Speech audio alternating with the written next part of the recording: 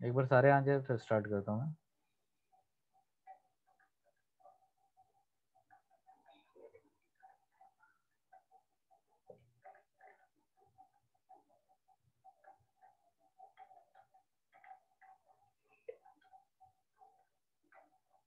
एक minute wait कर लेते हैं, सारे आ जाए तो मैं स्टार्ट करता हूँ।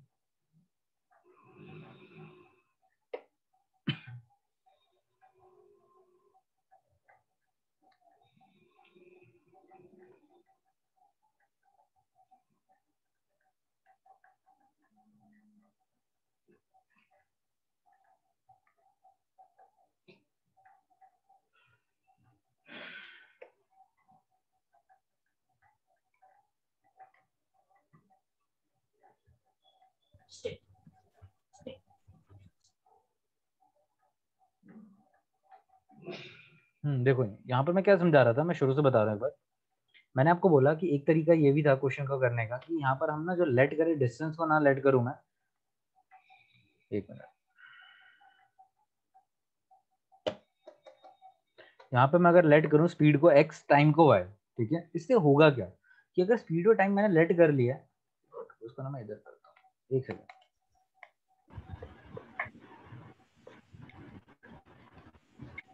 हो गया, चल के नहीं काम। हाँ ये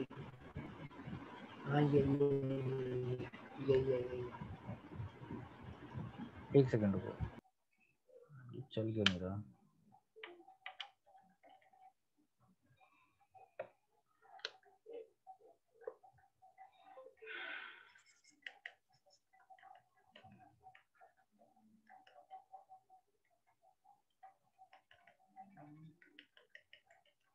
एक मिनट, इसमें पता नहीं क्यों इतना टाइम लग रहा है।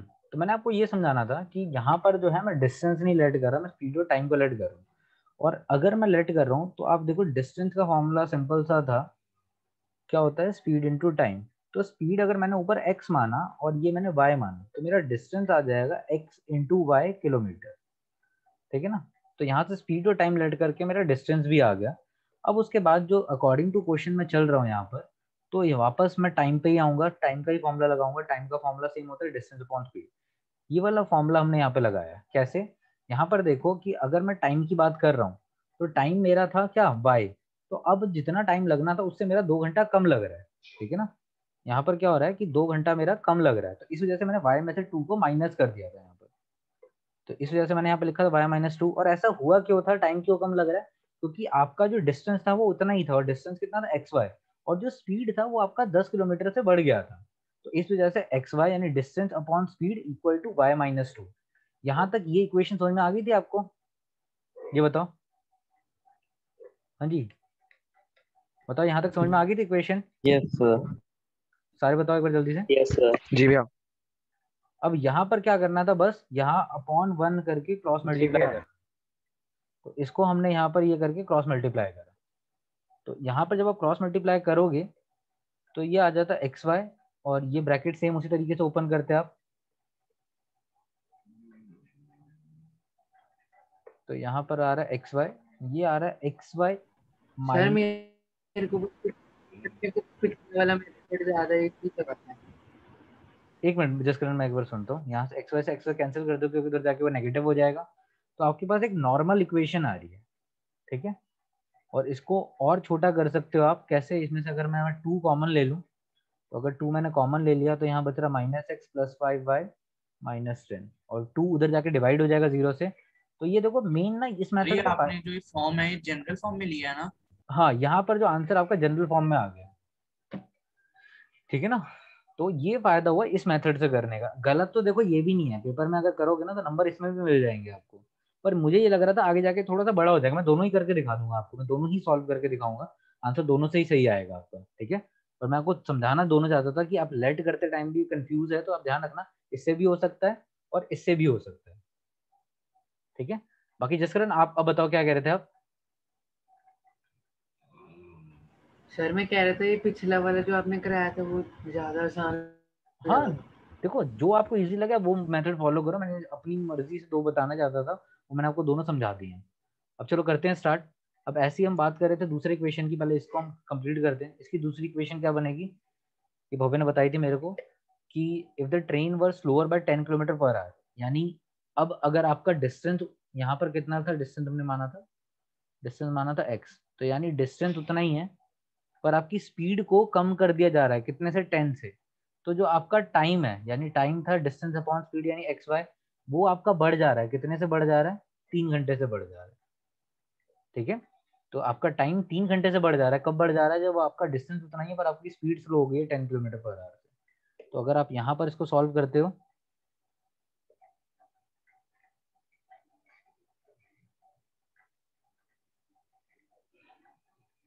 तो यहाँ पर क्रॉस मल्टीप्लाई करेंगे हम, तो ये आ जाएगा एक्स वाई और यहाँ पर y minus 10 into x plus 3y। मेन थोड़ा स्टार्टिंग से मैं यही था कि एक मेथड बताऊं या दोनों बताऊं, तो इसलिए थोड़ा सा मैं वेट कर रहा था। बाकी ठीक है, मैंने दोनों बता दिया आपको। आपको जो बेटर लगे, इजी लगे, आप अपनी मर्जी से करो, आंसर दोनों में ही आ जाएगा आपको। मैं निकाल के यहाँ पे दिखा रहा हूँ।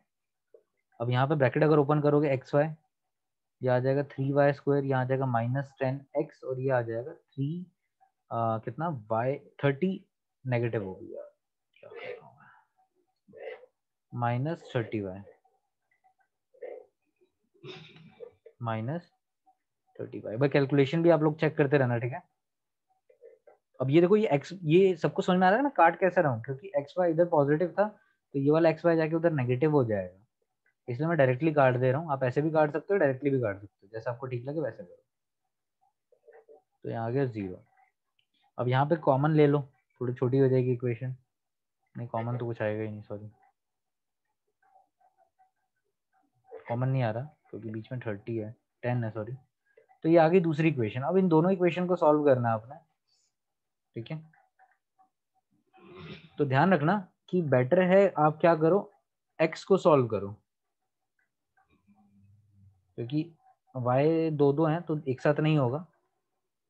तो यहाँ पर आपके पास क्या है, ये इक्वेशन आ गई 1 और ये आ गई 2। अब इनको सॉल्व करना है तो मैंने कहा मैं x को काट देता हूँ, तो एक पॉजिटिव 10x है, नेगेटिव 10x है, तो मैं एडिशन कर दूंगा इक्वेशन 1 और 2, ठीक है। तो इससे क्या हुआ, ऊपर था -0 equal to -2y square plus 10x -20y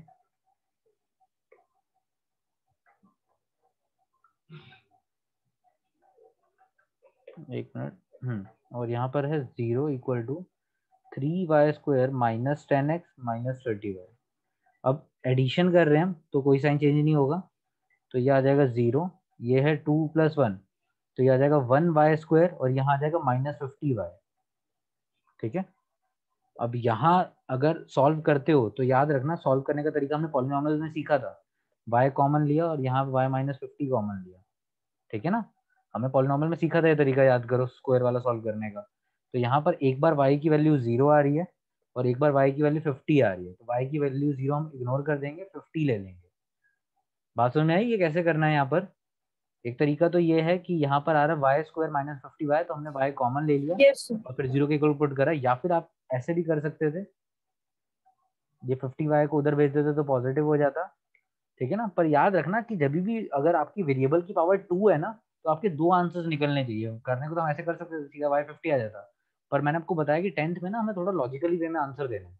तो कभी भी वेरिएबल की जितनी पावर होगी उसके उतनी आंसर्स होंगे। जैसे अगर वेरिएबल की पावर 1 है तो 1 आंसर होगा, 2 है तो 2 आंसर होंगे, तो लॉजिकली आपका ये करेक्ट है। इसलिए ऐसे मत करना, सीधा ऐसे करना, ठीक है। तो यहाँ पर कैलकुलेशन करने के बाद y 50 आ रहा है। अब इसको अगर आप पुट कर दो किसी भी इक्वेशन के अंदर तो आपका x आ जाएगा।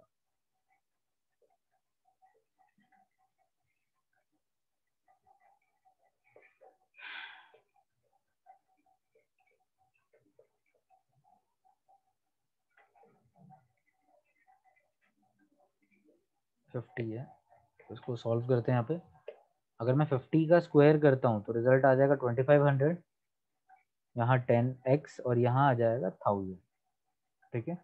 और ये हो जाएगा 50,000 5000 सॉरी, और ये माइनस, तो -6000 आ जाएगा, और ये -6000 जाके उधर +6000 हो जाएगा अपॉन 10x, तो ये कट गया, तो x की वैल्यू 600 आ गई, ठीक है। यानी आपका डिस्टेंस आ रहा है कितना, 600 किलोमीटर आ रहा है, ठीक है। तो यहाँ हमने डिस्टेंस ही निकालना था, तो डिस्टेंस निकाल लिया 600 किलोमीटर। बाई चांस अगर वो टाइम पूछता या स्पीड पूछता तो हम बता देते हैं कि हमारी जो स्पीड आ रही है वो आ रही है 50 किलोमीटर पर आवर, जो हमने वाई मानी थी। और टाइम अगर पूछता तो टाइम का फॉर्मूला था डिस्टेंस बाय स्पीड। तो 0 से 0 कैंसिल, 5 1 5 5 2 5, तो 12 घंटे लग रहे थे, ठीक है। तो ये था इस इक्वेशन के थ्रू अगर आप सॉल्व कर रहे हो तो। अब एक बार बात कर लेते हैं इधर दूसरे इक्वेशन के थ्रू, दूसरा मेथड। यहाँ देखते हो सीधा। तो दूसरे के लिए इक्वेशन बनाओ एक बार जल्दी से।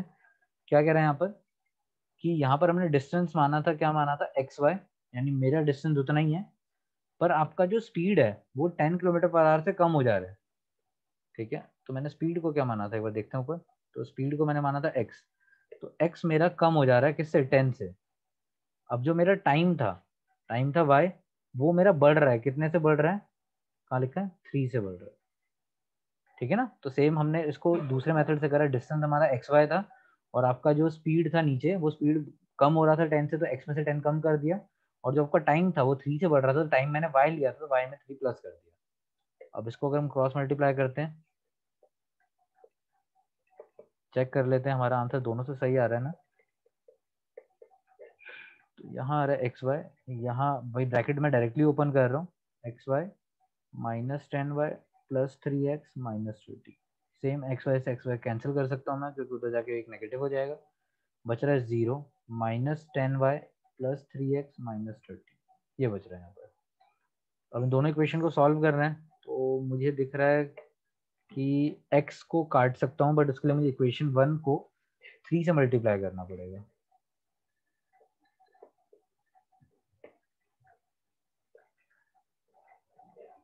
तो ये हो जाएगा minus 3x plus 15y minus 30 equal to 0। यहाँ था प्लस 3x, ठीक है, माइनस 10y, और हम एडिशन ही करेंगे क्योंकि साइन चेंज करने की जरूरत नहीं है, तो एडिशन करा हमने यहाँ पर। तो 15y माइनस 10y, तो रिजल्ट आ जाएगा 5y पॉजिटिव, ये आ जाएगा माइनस 60। तो 5y उधर जाके 60 पॉजिटिव हो जाएगा, तो y आ रहा है आपका कितना, 60/5। तो y आ रहा है कितना, 12। तो हमारा y टाइम था, तो 12 घंटे तो देखो सही आ रहा है, वहाँ पे भी इतना ही आ रहा था। अब अगर मुझे x निकालना है, तो इस इक्वेशन a को मैं इक्वेशन 1 में पुट कर देता हूँ, इक्वेशन 2 में पुट कर देता हूँ, 2 में पुट कर दिया।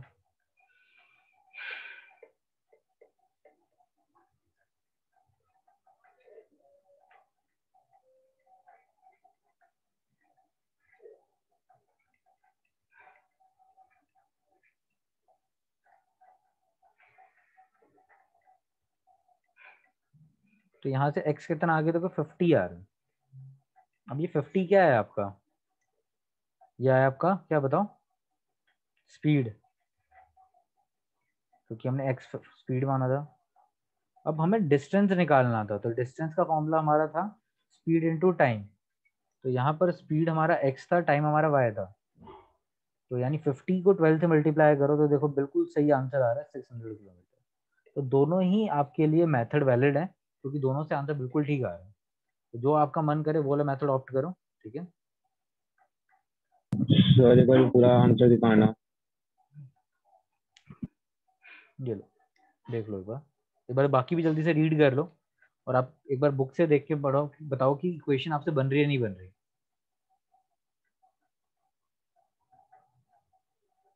सर अब नेक्स्ट क्वेश्चन करें। सर थोड़ा सा छोटा कर दो और।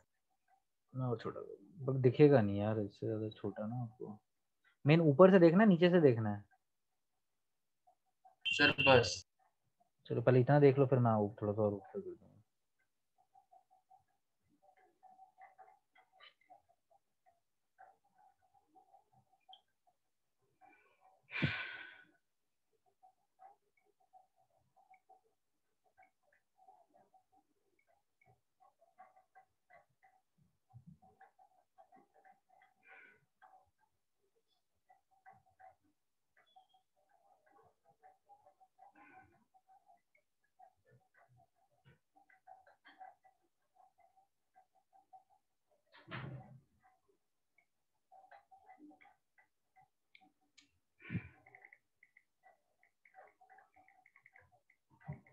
हाँ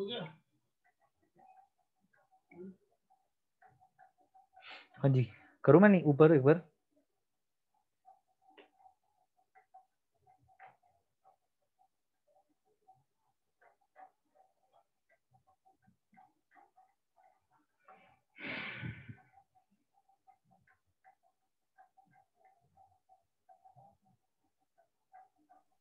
सर लिख लिया है।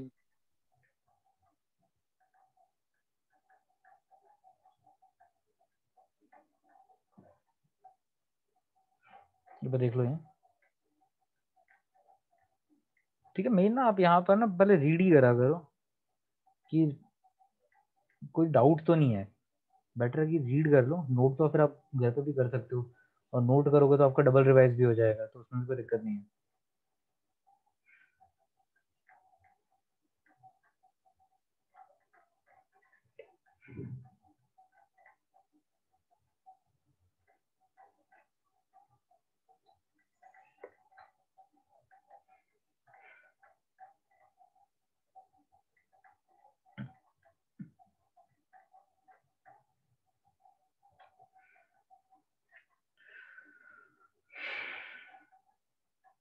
हो जाए तो बता देना, क्वेश्चन और मैं बताऊंगा फिर, या तो होमवर्क में करेंगे या फिर मैं समझा देता हूँ।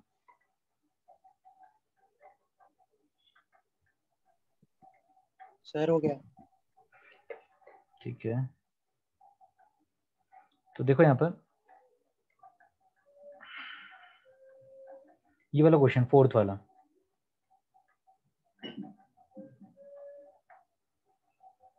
ये अच्छा क्वेश्चन है, एक बार जल्दी से ट्राई करो फोर्थ वाला क्वेश्चन। सर अभी करना है सर, होमवर्क में है सर। पहले एक बार पढ़ लो, समझ में आता है तो होमवर्क में कर लेना, नहीं आता तो फिर अभी करा देता हूँ। फिफ्थ होमवर्क में है, फिफ्थ इजी है, एक बार वो ट्राई कर सकते हो आप, इसको अपनी बुक में मार्क कर लो, रजिस्टर पे लिख लो। फिफ्थ वाला होमवर्क है, और सेम सिक्स वाला क्वेश्चन आप पहले कर चुके हो फर्स्ट एक्सरसाइज में। ठीक है, बिना आपने भी करा था, आपने को मैंने इतना बताया था कि खाली ग्राफ ड्रॉ करना था, तो बच्चे एक बार ग्राफ ड्रॉ कर लेना आप। Yes sir. ठीक है ना, बाकी ये शेड यस वाला यस। क्वेश्चन एक बार मैं क्लास में डिस्कस कर लूंगा। तो पहले इतना ये दो क्वेश्चन आप सर होमवर्क में हो कर जाएगा लेना। Sir fourth. ठीक है, अर्नब हो जाएगा फोर्थ। Yes sir. ठीक है, बाकी बताओ एक बार जल्दी सर से। थोड़ी प्रैक्टिस से हो जाएगा। कोई है जिसको बिल्कुल ही समझ में नहीं आया? कोई दिक्कत नहीं है, मैं दोबारा बताऊंगा, ठीक है ना।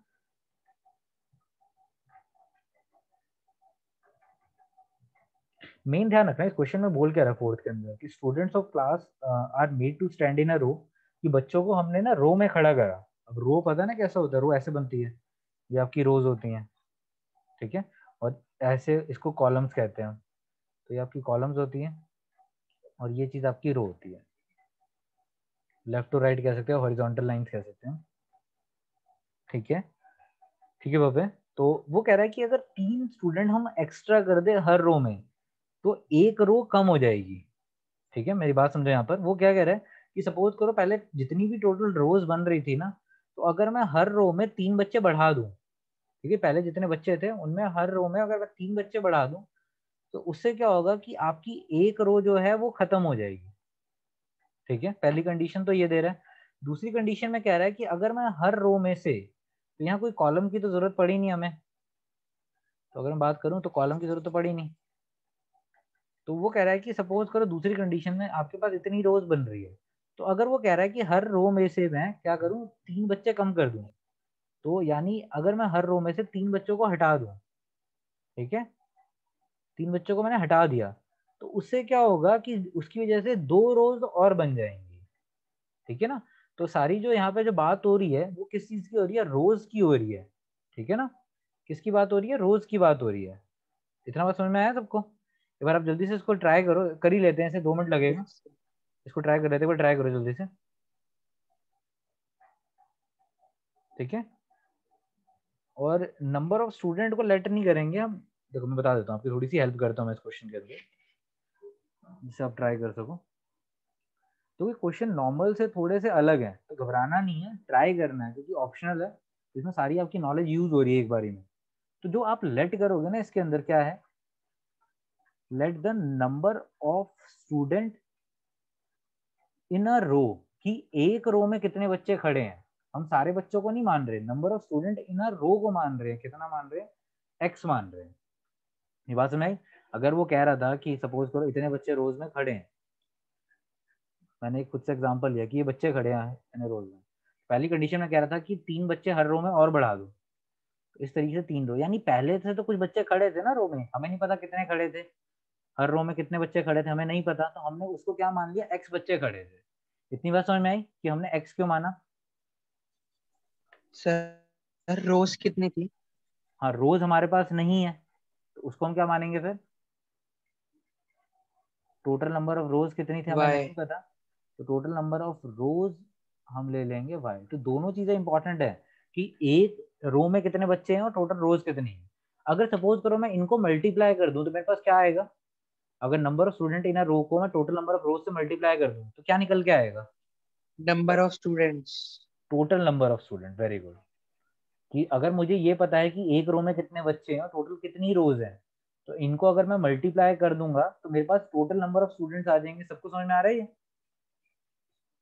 कि अगर मैं यस एक्स और सर। वाई को मल्टीप्लाई कर दूंगा टोटल नंबर ऑफ स्टूडेंट्स आ जाएंगे। ठीक है, तो ये आपके पास मेन ये 3 चीजें आनी जरूरी थी। अब तो क्वेश्चन में कुछ बचा ही नहीं है। अब देखो आप क्या कह रहा है, student of class are made to stand in a row, चलो हमने खड़े कर दिए, हमने एक्स मान लिया, और नंबर ऑफ रोज को हमने वाई मान लिया, टोटल बच्चे हमारे एक्स वाई हैं। अब क्या कह रहा है कि 3 students are extra in a row, कि अगर हम 3 बच्चे एक्स्ट्रा कर दे there would be 1 row less, कि जितने पहले बच्चे थे ना उसमें अगर आप 3 बच्चे बढ़ा दो हर रो में, और तो आपकी जितनी पहली रो थी वो कम हो जाएगी, पर अभी भी बच्चे कितने रहेंगे? उतने ही तो रहेंगे। बात समझ आ रही है? अभी हमने क्या करा है, बच्चे तो उतने ही हैं, बस बच्चों को ऊपर नीचे कर रहे हैं, तो इनका जो मल्टीप्लीकेशन है वो इक्वल किसके होगा? टोटल नंबर ऑफ स्टूडेंट के ही तो होगा। बताओ, पहली क्वेश्चन समझ में आई? बिल्कुल ठीक है। जी मैम। यहाँ पर क्या हो रहा है कि स्टूडेंट में 3 बढ़ा दिए, ये स्टूडेंट की बात कर रहे थे कि स्टूडेंट इन अ रो में, ठीक है, कि 3 बढ़ गए हैं और ये था आपका रो, उससे हुआ क्या कि एक रो कम बन गई, और वही स्टूडेंट इन अ रो को रो से मल्टीप्लाई करोगे तो क्या आएगा? टोटल स्टूडेंट ही तो आएगा। अभी हमने इसका फॉर्मूला पढ़ा ऊपर, तो यानी एक्स। सर हाँ जी बोलो सर दूसरे। अगला ये बन जाएगा कि क्या कहते हैं उसे, x-3 y+2। x-3 into y plus two, very good, हाँ यही बनेगा। और वो इक्वल किसके हो जाएगा? एक्स वाई के, क्योंकि मल्टीप्लाई करके यस। किसी के इक्वल भी तो होगा टोटल नंबर ऑफ स्टूडेंट के। तो अगर आप इसको सॉल्व कर लो एक बार जल्दी से, बिल्कुल ठीक आंसर आ रहा है।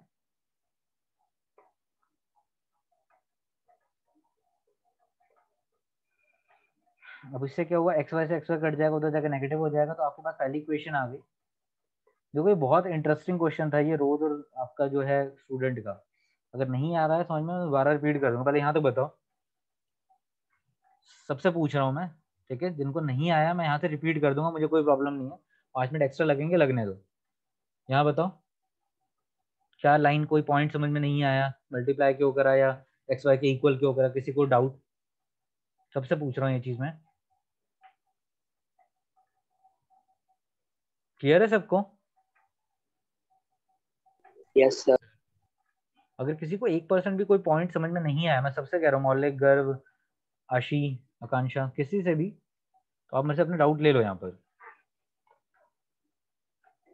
और सेम यहाँ पर अगर मैं मल्टीप्लाई कर रहा हूँ, धीरेन आपको क्लियर है? ठीक है, आशी मैं बता देता हूँ। Yes sir. यस। ठीक है, टोटल नंबर ऑफ स्टूडेंट वाला आशी में, देखो मैं क्या कह रहा था यहाँ पर, कि हमें पता है कि एक रो में, एग्जाम्पल ले रहा हूँ समझो जरा, सपोज करो एक रो में 5 बच्चे हैं, और हमारे पास जो टोटल रोज है ना वो सपोज करो 3 रोज है, तो मैं आपसे पूछूंगा टोटल बच्चे कितने हैं, टोटल स्टूडेंट कितने हैं? तो आप सिंपल सा तरीका, एक तो या तो काउंट करोगे कि 1 2 3 4 5 6 7, ऐसे करते करते 15 बता दोगे। एक तरीका ये है कि एक रो में बच्चे गिन लिए, तो एक रो में बच्चे हैं 5 और टोटल रो कितनी है 3, तो आप डायरेक्टली बता सकते हो कि number of student in a row multiply by total number of rows, तो आपका जो है टोटल नंबर ऑफ स्टूडेंट आ जाएगा। ये समझ में आया? आशिया बताओ।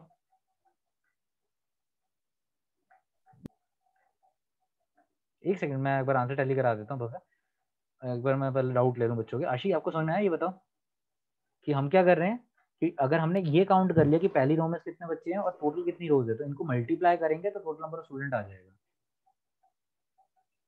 ठीक है, तो वही चीज हमने यहाँ पर करी है कि टोटल नंबर ऑफ स्टूडेंट कैसे आया, कि जितने पहले रो में बच्चे थे और जितनी टोटल रोज थी मल्टीप्लाई। अब उसके बाद हमने यहाँ पे कंडीशन करी, क्या कंडीशन करी कि रो कम हो रही थी, बच्चे बढ़ रहे थे, तो मल्टीप्लाई करके टोटल बच्चों के इक्वल ही तो होगा।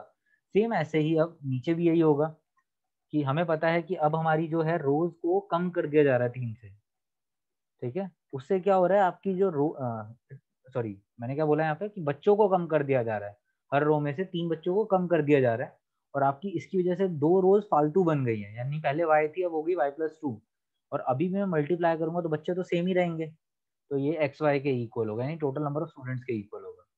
और वही अगर आप ब्रैकेट खोलते हो यहाँ पर,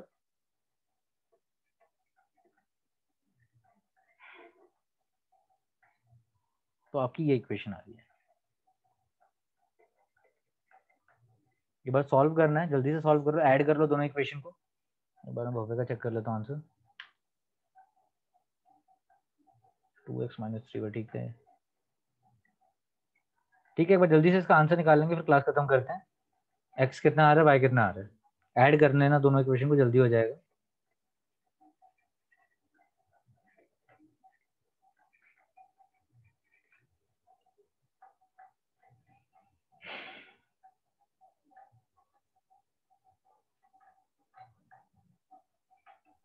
सर x1 आ रहा है।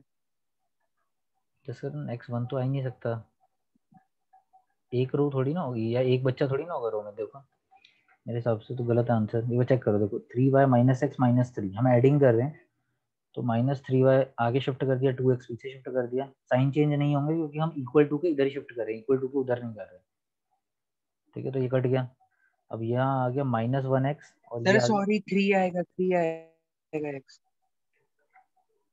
बच्चे x9 आएगा। सॉरी ये देखो यहाँ पे मैंने सॉल्व करा है, ये देखो एक बार,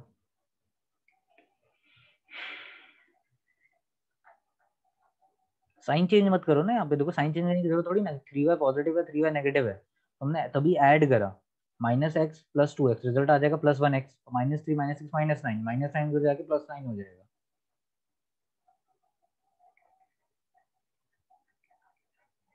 सर y4। y4 आएगा, बिल्कुल ठीक। सो और sir total number of students 36। Good, total number of students आएंगे आपके 36। तो y आ गया, यहाँ पे डिवाइड करा हमने, 4 आ गया, और वही टोटल नंबर ऑफ स्टूडेंट्स बताने हैं हमने, तो टोटल नंबर ऑफ स्टूडेंट्स हो जाएगा क्या, x × y, यानी 4 × 9 36 आ जाएगा, ठीक है। तो ये आपका आंसर है, टोटल नंबर ऑफ स्टूडेंट्स आ गए कितने, 36 आ गए। तो क्लियर है सबको ये वाला क्वेश्चन। मैं एक बार, यस सर। ठीक है ना, मैं छोटा सा एक काम और बढ़ा रहा हूँ, आपको ना ये क्वेश्चन रिवाइज करने हैं, ठीक है। वो आपकी मर्जी, लिख के रिवाइज करो वैसे, और ये सारे क्वेश्चन रिवाइज करने हैं क्योंकि ये सारे ही इंपॉर्टेंट है, और अगर आप रिवाइज नहीं करोगे तो भूल जाओगे, दोबारा नहीं पढ़ोगे तो। Okay sir. ठीक है ना, तो होमवर्क में ये चीजें रिवाइज करनी है। Thank you sir.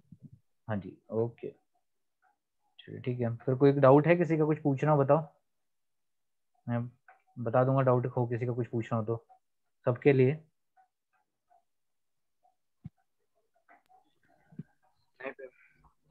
चलिए ठीक है, फिर आप जा सकते हैं, ठीक है। मैं फिर शेयर स्टॉप कर रहा हूँ। चलिए ध्यान रखिए सब, बाय बाय।